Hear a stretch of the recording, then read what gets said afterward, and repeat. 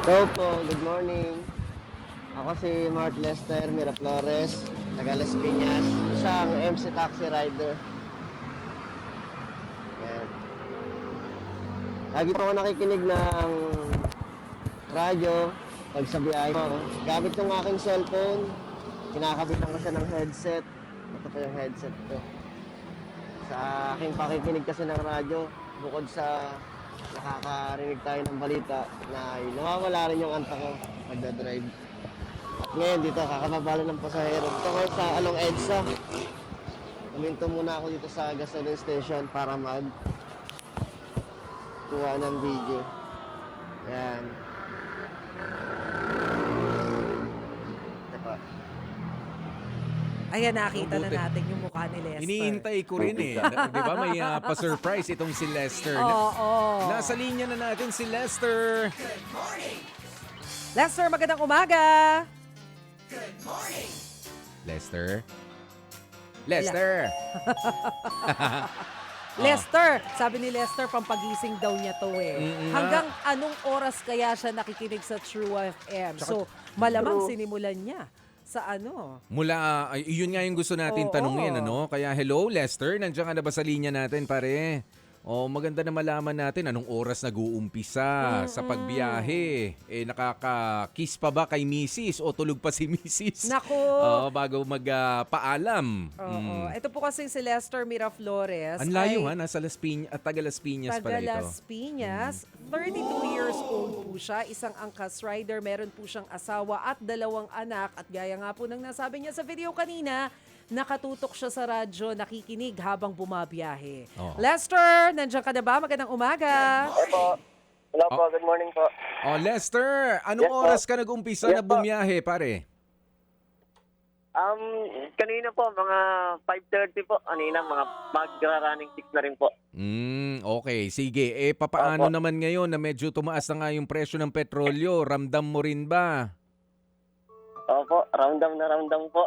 Oo, magkano ang naiuwi mo noon nung mataas naman na rin yung gasolina nung nakarang araw, pero nung nagkagulo Opo. na nga sa Middle East, kumpara doon, magkano ang naiuwi mo noon sa ngayon?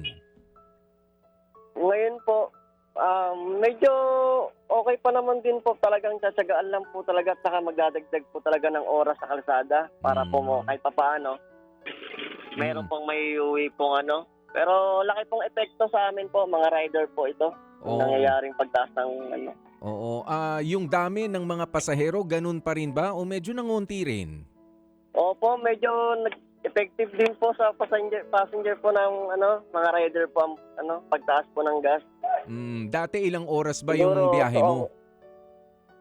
Dati po, nag-8 hours po ako or 10 hours po. Oo. Ngayon, Opo. Ngayon po, talagang daragdagan po ng oras para kahit papaano po meron pong maiuwi po sa pamilya po. Oh, Lester, saan mo gagamitin yung Opo, yes, 2,000 pesos? Siguro po yung kalahati po niyan i-save ko na para sa pang-gas po, gasolina. Everyday po kasing nagbabiyahe. Mm. Kasi weekly po tumataas po yung gas eh. Oo. Mm. Tapos yung Kaya, kalahati, gagamitin ko po sa 2 kong anak. Pandagdag po sa pangangailangan po nila para po sa pasukan po. oo. Sandali, Ikaw ba? may tanong lang medyo- ako Oh. Nakakuha ka na rin ba ng Opo. ayuda? Ha? Opo, nakakuha po ko ng ayuda po nung nakaraang linggo po. Pero hindi po natatanggap, nakaabang na eh. Ah, kasi Oh, madaming gastos. Opo, gastos. Yung mga, siyempre, di may iwasan makautang para sa pangangailangan. Di ba? Yun, kahit pa paano po. Malaking tulong din po. Ang importante, nakabayad na rin Opo. doon sa nahiraman. Isa ka ba Opo. doon sa mga Opo, one-time lang pumunta, may ayuda na o pinabalik pa? Opo, nakaranas din po ako ng ganun. Pabalik-balik din po. Gawa ng una po kasi wala po ako sa listahan. Oo. Sa pangalawa naman po, wala po ako nasa listahan po ako. Kaso hinihintay po yung text. Dapat po may text daw po sa akin na galing sa LGU. So in short, nakatatlong balik ka. Opo, nakatatlo po. Nako, ano ba ang primerong pinagkakagastusan mo, Lester? Siyempre po sa pamilya po natin. Oo, Priority po natin yung family po natin. Parehong nag-aaral ang iyong Tapos, anak. Opo. Graduate po kahapon. Graduation po nila ng Ay, naku naman. elementary po yung panganay ko. Congratulations. Opo, thank you Akalain po mo sa ba inyo. naman na Opo. itawid mo? Ikaw Kaya nga ang po. ikaw ang breadwinner sa family dahil si Mrs. ay housewife. Opo, sa family Oo. po. So Ako po ngayon yung na ano, opo. ngayon na tumaas ang petrolyo, magkano yung malinis na kita mo kada araw? Nakakapatong pa rin po ng 500 pataas pa minsan, 600. Pero 600. dagdag oras po yun sa kalsada para po maabot po talaga. Nako, sige. Lester, magpasalamat ka na kay Happy Daddy Opo. dahil sa kanya manggagaling ang Salamat po, iyong salamat 2,000 pesos. Salamat po ng marami po, Happy Daddy. Pati po sa programa po ng True FM po. Pati po sa inyo. Salamat po ng marami po. Oo. Lester, Salamat hanggang po sa Panginoon. Opo. pagkatapos mong manood ng Ted Filon at DJ Chacha, ano pa yung mga ibang programa dito sa True FM na pinapanood mo? Tuloy-tuloy na po ito. Pati po kay Sir Lord Rivera po. Yung po.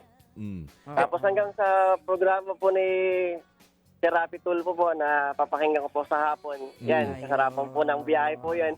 Tindi ng init. Nakakapakinig po ako niyan. Sige. Opo. Hindi na ako magtatampo kahit Opo. tinalunan mo na yung programa ko ha pagkatapos nung Sana Lord ha. Ay, Huwag mo kakalimutan yung Hindi kay po. Kuya Poy. Kuya Poy. Ikaw Opo, talaga. Ano po yun? Hindi ako matampuhin, Lester. Po yan. Nako, sige. Sa inyo po. Oo, maraming salamat sa iyo, Lester. Salamat po.